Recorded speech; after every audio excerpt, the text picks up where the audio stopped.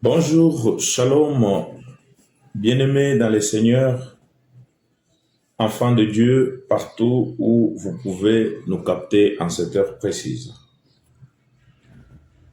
C'est votre frère Joseph Mtsela, animateur principal de votre émission L'école du dimanche en ligne, une émission enregistrée sur la chaîne La Voix du Vigile. La Voix du Vigile qui émet depuis la cathédrale d'en plein air les palmiers tabernacles où Dieu lui-même est le pasteur. C'est après un long moment de trêve, un long moment de silence, pour ne pas dire celui d'absence, que nous revenons aujourd'hui dans cette tranche qui nous est déjà familière, où nous parlons des affaires qui concernent la parole de notre Seigneur. Vous allez vous figurer que nous venons souvent pour des questions importantes, des questions qui ont trait aux informations de notre royaume. C'est ce qui justifie notre présence ici au-devant de vos écrans ce matin.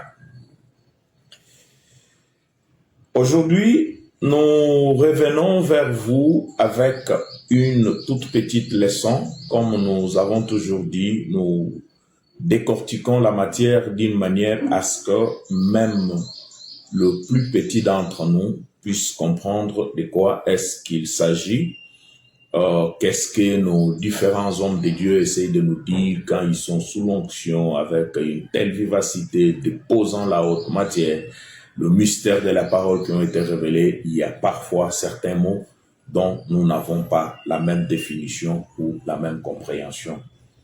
Alors, il y a une question d'un bien-aimé qui nous avait demandé la question sur les sortes des corps. Les sortes des corps, et ça sera sur ça que nous allons un tout petit peu parler dans plus ou moins quelques minutes pour tenter de donner la réponse ou la clarté à la question de notre frère. Que nous saluons d'ailleurs en passant, je crois, quand il suivra, il va savoir qu'il s'agit bien de lui, que c'est à sa préoccupation que nous essayons d'apporter lumière. Les corps, les trois sortes de corps, comme je vais le dire directement, qu'il y en a trois sortes de corps dans lesquels l'âme de l'homme peut vivre. Vous allez d'abord comprendre que tous les corps, quand nous parlons de ces corps-là, c'est en faisant allusion à l'homme. Et faisant allusion à l'homme, vous comprendrez que c'est l'âme de l'homme qui habite ces trois maisons différentes. L'âme est cette partie-là de l'homme qui ne peut pas vivre en dehors d'un corps. L'âme ne vit que dans un corps donné. Et c'est ce qui fait que, selon le plan de la rédemption, selon le plan du Très-Haut, la manière dont il a mis en ordre son programme, l'âme humaine a un voyage à faire et elle passe par trois maisons différentes. Et ce sont ces trois maisons que nous appelons que ce sont les trois sortes de corps. La première des sortes est celle qui est naturelle. C'est les corps que nous appelons, que la parole appelle les corps terrestres. Comme il est appelé, un corps terrestre est celui que nous recevons à notre naissance naturelle. C'est un corps qui est composé du sang, qui a des os, qui constitue toute une charpente, comme vous pouvez me voir et dire que ça, c'est le corps de Joseph. Et ce corps est soumis aux lois de la nature, dont la pesanteur, le vieillissement, la corruption, tel que la Bible le dit aussi. Et ces lois qui retiennent ces corps à leur soumission, c'est juste parce que ces corps abritent une loi de la destruction, une loi de la mort, la loi du péché, qui fait ainsi que ce corps est désormais prisonnier des lois naturelles. Ce corps est prisonnier de la loi du péché et de son pouvoir, ce qui entraîne la maladie, ce qui entraîne le vieillissement, ce qui entraîne la mort. Et le deuxième sorte de corps, ou la deuxième sorte de corps, voulais-je dire, la deuxième sorte de corps, c'est les corps célestes, communément appelés la théophanie. C'est un corps qui y a de la même qualité que les corps dans lesquels les anges vivent, les êtres surnaturels vivent. Et ici, je vais vous dire que c'est un corps qu'on appelle par monsieur tout le monde que c'est un corps spirituel. Ce corps, quant à lui, il a la même silhouette que les corps dans lesquels nous vivons maintenant, la même apparence, la même masse, au moins pour ce qui n'est pas dû à une maladie. Et vous allez vous figurer que dans ces corps théophaniques, on ne peut pas avoir des théophanies qui sont affectés par l'obésité, par exemple. Donc, tout ce que nous avons eu comme infirmité dans les corps terrestres dans lesquels nous vivons, ça ne peut pas être transposé dans ces corps célestes, ces corps théophaniques. Juste parce que cela nous est venu, cela est imposé au corps terrestre par la loi du péché. Or, les corps théophaniques vivent au-delà de l'influence du péché. C'est un corps qui a la même silhouette, comme je le disais, la même apparence que ce corps, mais dans sa beauté alors, dans sa perfection. C'est pourquoi vous lisez les prophètes qui disent qu'arrivé à un certain âge, quand le corps terrestre atteint sa beauté, sa parfaite stature que Dieu lui a dans son image, Dieu prend quelques clichés qu'il garde pour les corps théophaniques. Et on entre dans ces corps que par notre âme. Souvenez-vous que je viens de dire que les trois sortes de corps sont les trois maisons dans lesquelles l'âme vit. Et l'âme peut entrer dans ces corps, il y a deux possibilités. La première des possibilités, c'est quand nous mourrons, quand nous nous dévêtissons de la chair que nous avons. C'est ce que l'apôtre Paul a essayé de dire. Vous allez vous souvenir qu'une fois cette tente est détruite, nous en avons déjà une autre qui nous attend au-delà. Cette tente attend la personne intérieure. Cette tente, c'est une habitation de la personne intérieure. Mais ici, je veux que nous puissions vraiment épingler un point qui a semblé déjà être perdu de vue. La théophanie n'est pas la condition parfaite de l'homme. La théophanie n'est pas notre demeure définitive. La théophanie, c'est un corps de transit. Un corps qui nous permet d'entrer dans le repos en attendant que le temps soit accompli, que le programme de Dieu arrive à son terme. Parce que vous allez vous souvenir, les commentaires, nous les mettrons bien ou les citations, nous les mettrons bien dans les commentaires. Vous allez réagir, poser des questions et pourquoi pas faire des ajustements s'il faut en faire sur certaines de nos déclarations ici. Et nous serons là toujours pour parler avec vous et partager avec vous ce moment. La théophanie, c'est un corps où nous entrons une fois nous avons quitté ces corps ici. Et là, encore, comme je viens de le dire, que la théophanie n'est pas notre condition finale, notre condition définitive. On entre dans une théophanie comme on entre dans une salle d'attente. Et le but est d'atteindre notre corps glorifié qui est la dernière sorte de corps et qui est la maison définitive de l'âme.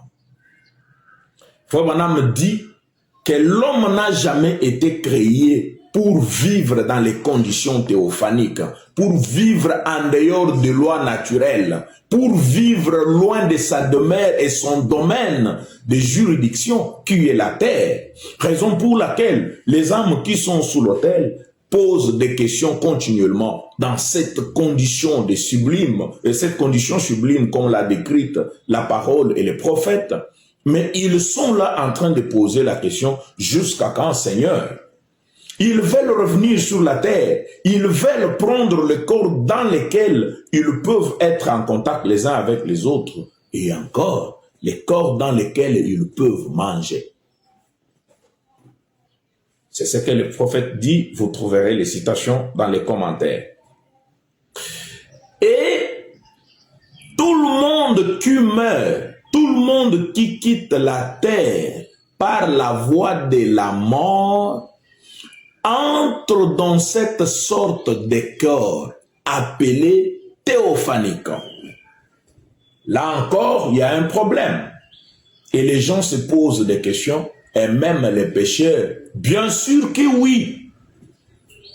Bien sûr que oui. Entrer dans un corps théophanique ne veut pas dire qu'en réalité vous êtes dans une bonne direction. Mais parlant des chrétiens, nous croyons que quand nous entrons dans ces corps théophaniques, ces corps angéliques, ces corps spirituels, ces corps célestes, nous sommes là pour un repos, pour la perfection de notre rédemption.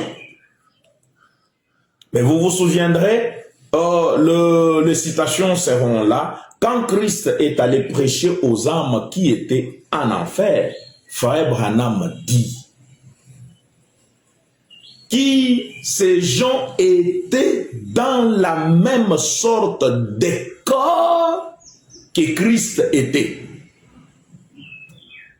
Ces âmes perdues, ceux qui s'étaient rebellés au message de Noé, pourtant, ils étaient dans la même sorte de corps que celui dans lequel Christ était. Vous allez encore enrichir votre mémoire avec cette idée sur la théophanie par rapport à cette parabole du Père Abraham et l'homme riche.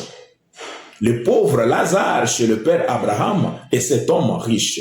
Cet homme riche était dans la même sorte de corps que celui qu'était le Père Abraham. De sorte qu'ils pouvaient communier, mais seulement entre eux, il y avait une sorte de séparation qui était l'abîme, comme la Bible l'a décrite. Donc, je voulais souligner que la théophanie, n'est pas notre demeure définitive, et qui dit théophanie ne dit pas nécessairement une théophanie positive, une théophanie qui est dans l'attente de la rédemption parfaite. Non, la théophanie, c'est juste une maison, une sorte de corps dans lequel nous vivons une fois nous avons laissé tomber ces corps de chair. Et encore, cette théophanie n'a pas de sang, n'a pas d'os. Cette théophanie, c'est une sorte de maison qui est vraiment hors toutes les lois de la nature. La théophanie n'est pas soumise à la pesanteur comme ces corps de chair. Et ces corps théophaniques, c'est un corps dans lequel les esprits vivent.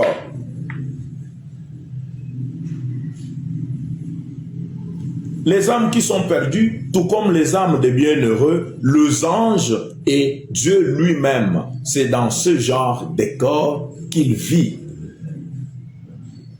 Et la troisième sorte de corps, c'est les corps terrestres glorifiés. Les corps terrestres glorifiés ou les corps glorifiés, c'est ça la maison définitive de l'âme humaine. Et ce corps est caractérisé par la fusion de deux premiers corps, les corps du péché, les corps mortels, les corps naturels, dont la charpente que j'ai, les os et le sang, avec ces corps surnaturels, ces corps théophaniques qui se mettent ensemble. Et cette fusion d'ensemble a une conséquence. Quelle est la conséquence principale? Quand cette fusion se fait, ça extirpe la loi du péché dans les corps terrestres. Et ainsi, ça projette ces corps dans des capacités nouvelles. Il devient aussi léger que la théophanie elle-même. Ce corps devient capable de défier la pesanteur, de défier les obstacles et de faire son passage libre. Seulement, une chose est à noter, Frère Branham dit que c'est le genre de corps dans lequel Jésus vit après sa résurrection. Et après sa résurrection, nous avons tendance à les projeter directement dans la colonne de feu. Mais avant qu'il ne récupère la forme de la parole, la colonne de feu, le logos, Christ a d'abord vécu dans un corps de chair, terrestre, glorifié, avec lequel il pouvait percer les murs et faire apparition au milieu de ses disciples. Et lui-même avait dit, quand il les a trouvés un matin ou une nuit, je ne me rappelle pas, alors qu'ils étaient là en train de faire du poisson et ils avaient du pain, ils se doutaient eux aussi de sa présence. Ils croyaient que Christ, c'était son esprit qui serait revenu vers eux. Et il a dit, non, ce n'est pas l'esprit. L'esprit n'a pas de chair, l'esprit n'a pas d'os. Ce qui veut dire que lui leur témoignait que je suis réellement dans un corps. Un corps de chair, c'était un corps terrestre glorifié. Et pour preuve, il leur a demandé s'ils avaient du poisson. Et ils lui ont offert du poisson. Après la résurrection, il a mangé. Et la Bible dit que nous allons le voir tel qu'il est, car nous serons semblables à lui. Donc nous serons aussi dans ce genre de corps. Ces trois sortes de corps sont les trois habitations de l'âme. Les corps terrestres, naturels, et les corps théophaniques, qui est les corps célestes qu'on appelle les corps spirituels, et les corps terrestres glorifiés, qui est la fusion de deux premiers corps, mais qui sont gardés loin du péché pour le bienheureux. Alors, un autre élément que nous allons devoir prendre dans cette étude qui est tellement capitale, ce sont les dimensions, les lieux appropriés dans lesquels chacun de ces corps, chaque conditionnement, l'âme quand il entre dans un corps, dans une sorte de corps, il a aussi un milieu qui lui est naturel, que nous avons appelé les dimensions. Raison pour laquelle nous allons aussi voir que chacun des corps a un milieu qui lui est propre à lui, un milieu dans lequel il vit, mais cela ne l'empêche pas de faire parfois de déménagement ou de comment voyager entre ces dimensions différentes. Et pour les dimensions, nous retiendrons qu'il y en a 7. 7 dont le canal des mortels, qui est la fusion des 3 premières dimensions, le temps, la lumière et la matière. Et la 4e dimension, qui est la voie des ondes, qui joue la couverture ou qui joue l'intermédiaire, la couche qui y est entre les 3 premières dimensions et les dimensions célestes. la voix des ondes, c'est l'enregistreur de Dieu. C'est là que Dieu a déjà mis toutes les paroles qui viendraient. Tous les messages que les prophètes ont dit donner le long des âges, chacun montait et il avait la clé de sa porte à lui pour entrer dans la dimension et recevoir le message de son temps, venir avec cela sur la terre. C'est pas que Dieu serait en train de battre sa bouche et de bouger sa langue en train de donner le message alors que le messager était en train de le faire sur la terre. Non, il avait seulement escaladé le temps, il arrive dans cette dimension, un large enregistreur, il a un code qui lui permet de prendre le message qui est propre qu'à lui. Chaque messager ne vient qu'avec son message à lui. Et c'est là que se passent toutes les visions, toutes les prophéties, tout ce qu'il y a comme message divin. Quand un prophète vous donne un message, quand on voit un songe, quand il y a ceci, nous passons de ces dimensions, 3 premières dimensions qu'on appelle les canaux des mortels dans lesquels nous vivons pour entrer dans cette autre dimension que nous appelons alors la 4e dimension, la voie des ondes. Et après la 4e dimension, la 5e dimension, c'est ça la région de perdu. Et cette région de perdu est aussi subdivisée en 3 parties. La première des parties, c'est d'abord la région des âmes rebelles. Et la deuxième partie, dans la 5e dimension, c'est la région où vivent les esprits impurs, les démons. Et la 3e dimension, la 3e partie de la 5e dimension, c'est la région où vit Satan lui-même. Après, nous passons à la 6e dimension. La 6e dimension qui, elle aussi, est subdivisée en 2. Les 2 parties de la 6e dimension, vous trouverez dans la parole, Frère Branham parlait du premier ciel et du 2e ciel.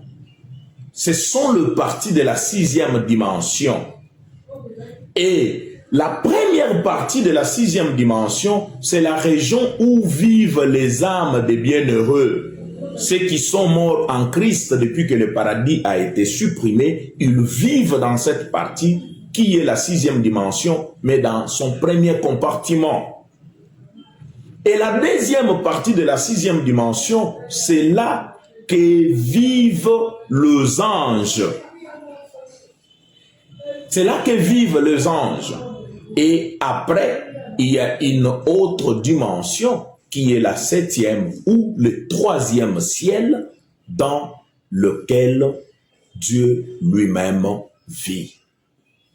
Vous allez voir qu'il y a les 4 premières dimensions, donc les 3 premières dimensions dans lesquelles vive l'homme, où vit l'homme, et la 4e dimension qui est la voie des ondes, mais qui est le point intermédiaire entre la 5e dimension et sa trinité et le ciel, les 3 cieux de l'autre côté, avec leur trinité aussi dans la 6e dimension, avec la région des anges et la maison de Dieu lui-même. C'est pourquoi Paul, lui, quand il a fait son expérience d'au-delà, il a été transporté jusqu'au 3e ciel. Contrairement à ce que pensent beaucoup de gens, les gens pensent que Frère Branham, dans la révélation, dans sa visite du ciel, il était parti plus loin que Paul. Non, lui-même dit que moi, j'en suis arrivé seulement au premier ciel et les choses avaient été sublimes. Que dire des frères Paul qui étaient arrivés jusqu'au 3e ciel? Paul a transcendé la 6e dimension, il a transcendé la région des anges et il est allé jusque dans la présence de Dieu lui-même. Alors que la visite de Frère Branham s'est limitée à la 6e dimension dans la région des bienheureux. Donc, voilà un peu comment ces choses se passent. Et chacun de ces corps vit dans une sorte de dimension donnée. À l'émission prochaine, nous allons venir pour placer chaque corps et son milieu ambiant, comment il vit et quelles sont ses limites et quelles sont ses caractéristiques. Nous parlions de 3 sortes de corps. Vous allez retenir qu'il y a le corps terrestre, celui dans lequel la loi du péché et la loi de la nature exercent son influence, ce corps qui a le sang, ce corps qui a les os dans lesquels nous vivons, que nous recevons à notre naissance. Et la deuxième sorte, comme nous l'avons dit, c'est les corps terrestres, les corps célestes, les corps théophaniques, les corps angéliques que nous recevons une fois que nous avons quitté notre corps par la voie de la mort principalement et par la translation si ce temps arrive et nous trouve vivants. Vous vous souviendrez que Paul a dit, nous ne mourrons pas tous, mais tous nous serons changés. À cette translation, on laissera tomber l'élément de la chair pour entrer dans cette même silhouette. L'âme fera une mutation rapide, une mutation tellement qui sera peut-être pas observable à l'œil nu, mais il passera de la chair à ses corps théophaniques. Et enfin, nous avons vu les corps terrestres glorifiés, qui est la fusion des 2 corps, les corps théophaniques et les corps terrestres soumis aux lois de la nature, ce qui va donner à ces derniers les nouvelles capacités, d'où son appellation, les corps glorifiés. Ce qui est glorifié, c'est ce qui est doté d'une gloire qu'il n'avait pas avant. Pour aujourd'hui, que le Seigneur Dieu vous bénisse et la paix du roi parfait sur votre maison. Merci.